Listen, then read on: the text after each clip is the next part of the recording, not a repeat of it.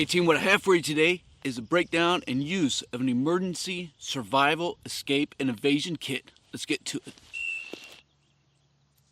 This Kevlar cordage is outstanding.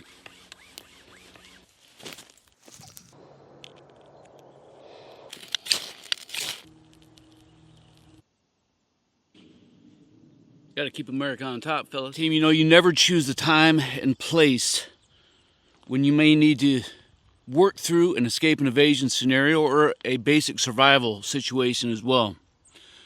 They always come at unplanned times at the most opportune time, right? That's what we say about Murphy. So let's go ahead and break through this kit real quick, show you the contents, and we'll start using some of them to help affect survival. Hey, team, so we get all this laid out, and you can see that there's a lot of gear in this small package, right? And it's important to note that your E&E kit needs to be attached to your person. It's a layer 1 item. Now this particular one has a lot more than just basic or escape and evasion equipment. It does have a lot of survival equipment in it as well. And I think you'll notice that most people's E&E kits are a lot smaller, a lot more compact, and that they really only affect those two things, and really just the one thing of escape. So I think, as far as I can tell, we need to be much more prepared than that. Because again, you never know. Maybe somebody does smash and grab all your gear. Maybe you become isolated from the rest of your party. What do you have on your person to be able to affect survival? You need to think about food, fire, water, shelter, first aid, navigation, maintaining a core body temperature, self-defense, as well as communication. Again, most people's E&E kits only focus on escape and evasion. But you need to be able to think about the entire totality of the situation that you're planning to prepare for that only you can do.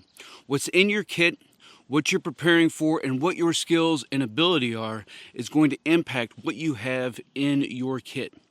But regardless, you need to make sure that you have some sort of recovery plan. It could be innocent, but you need to know and understand that you need to have link up, rally, and extraction points should you become isolated. Now, working in a contested environment, hopefully you're not working alone, so that you can set those up in advance and that they're well planned and rehearsed. So in addition to these items, there are a few other items that I always carry on my person every time I'm out and about. I always have a knife, and in this case today I have a Gerber. I always carry a lighter with me wrapped in duct tape. And of course I always have my keys on me, and one of the things I have on here is my dad's John Wayne or P38. That's from 1964.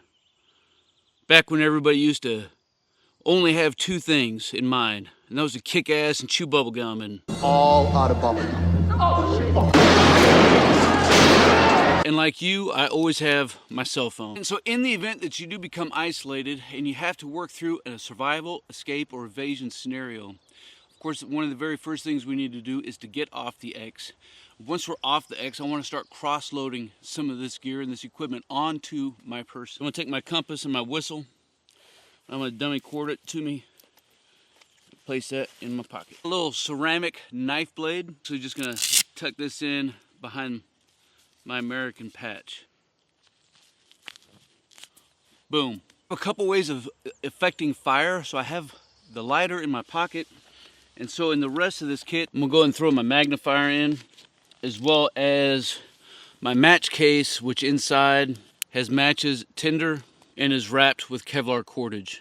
And so also for affecting survival fire are my actual bootlaces themselves, which are not just 550 cord, but this is survival rescue cord, and it has inside fishing line as well as tinder as well. I'm also going to throw in my bag, survival blanket, my Chemlite on a stick, my container with some Advil, and all my first aid equipment. So I got my bandage for boo-boos, antiseptic, white, and iodine. Because the weather has been a little chilly, I have some 10-hour Ready Factory disposable heat packs and my signal mirror. In addition to the ceramic blade, I've also got another razor blade as well. One safety pin, one small nail, which can be used for any number of field expedient repairs or tasks. Got a ferro rod, and I have a striker attached to it, but of course I can use my P38 or my knife. Got my granola bar to maintain some calorie intake, my IR light with battery, stand-up water bag, small Sharpie marker, compact makeup kit with additional Kevlar cordage wrapped around it. Also have some lip balm and a standard Smith & Wesson handcuff key. Of course, the lip balm has any number of uses. Not only is it good to keep your lips nice and soft and supple for when you get home to kiss your mama, but it can also be used to extend fire as well. And so that handcuff key I'm going to keep on my person. I'm going to dump it into my right trouser lower pocket. This Kevlar cordage is outstanding because it doesn't stretch, and it can be used to cut through all kinds of materials, including flex cuffs. So this is something else that I'm going to keep on my person. Of course, with daylight, a signal mirror is one of the stand-to and go-to signal devices that you have in order to be able to communicate with recovery forces. And for demonstration purposes, I'm not going to put on my makeup today. I think I'm sexy without it.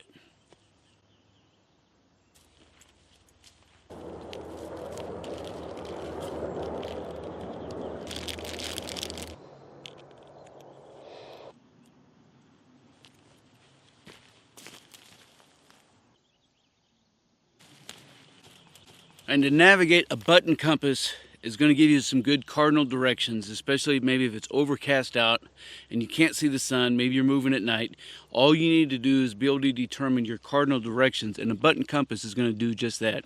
And so attached to my lanyard, not only is my button compass, but it is also my emergency signal whistle, which in this case I chose because it has a very thin and small platform and it is not magnetized at all. But as you can tell, this little dude is super effective.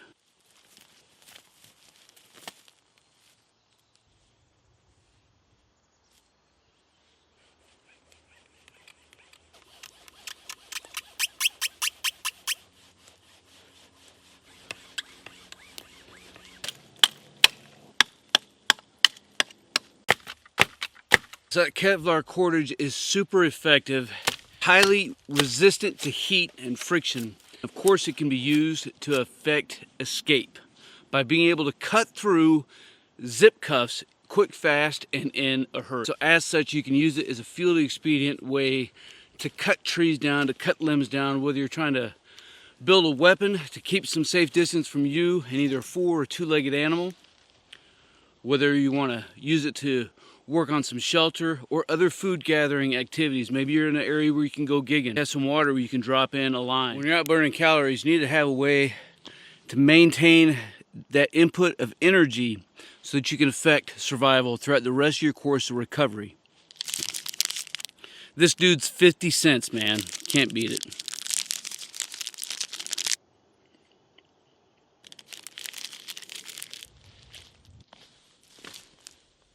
Of course, if you're working through a contested environment, you have to be careful of your noise, light, and litter discipline. Make sure that you understand the story that you're leaving behind for others to read should they come across your track.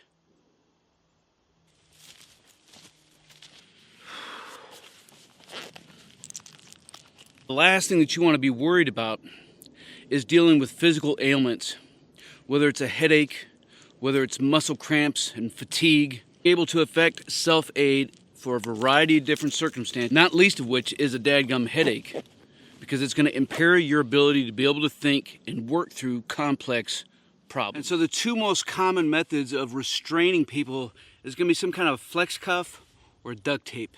In this case, I already have my Kevlar cordage set up so that I can make quick loops around my boots and then use it as a cutting device to cut through this plastic.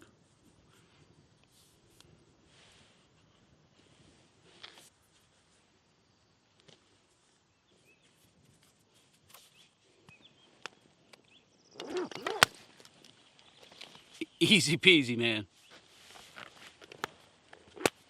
And all it is an arbor knot at the end, so it'll slip and then get tight on your boots.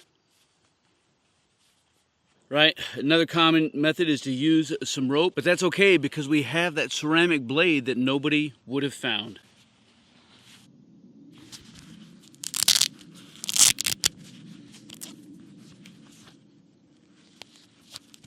Gotta keep America on top, fellas.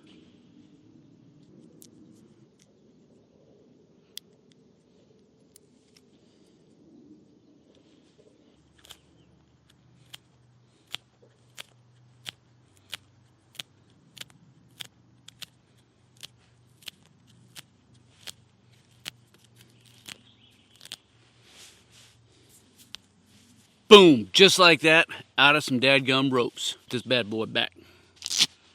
Oh yeah. Oh, Stoker, you're bleeding, man. I ain't got time to bleed. On a serious note, man, I forgot my dadgum duct tape, so I'll either add that in after the fact, or it'll just be a blooper reel, man. PCCs and PCIs, they're an ass kicker. Not looking around for some fire making materials. Came across some pitch on an old dug fir, so that should come in handy. I'm gonna go ahead and take that paracord and pull out some of the waxed thread to be able to use as a tinder. Once we have that, I'm not going to use all of it, kind of make a little bird's nest, and then process some other material here so that we can effect a fire. If I had quality sunlight, I would use my magnifying lens, but it's not going to be effective today. You could use the matches that we have or the tinder, but I want to try to use as much natural resources at first as I can before I start using some of my man-made materials. And again, we could use that lighter that we have. I can use the duct tape to help extend some flame. So we'll go ahead and use the ferro rod and my knife as a striker.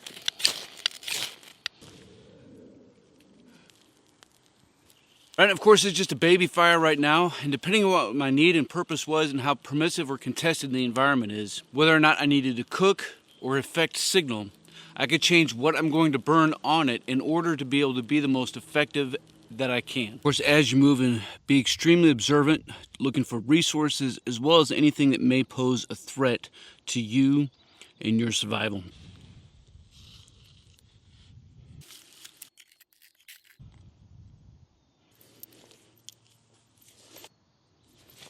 Team, I hope you enjoyed the content of this one. If you did, make sure you like it. Consider sharing it out with a friend or battle buddy as well that you think could use this information. Leave some comments down below. That way we can continue to keep this conversation rolling. As always, man, I appreciate all you guys. Until then, you stay out there, you keep grinding, and you stay stoked.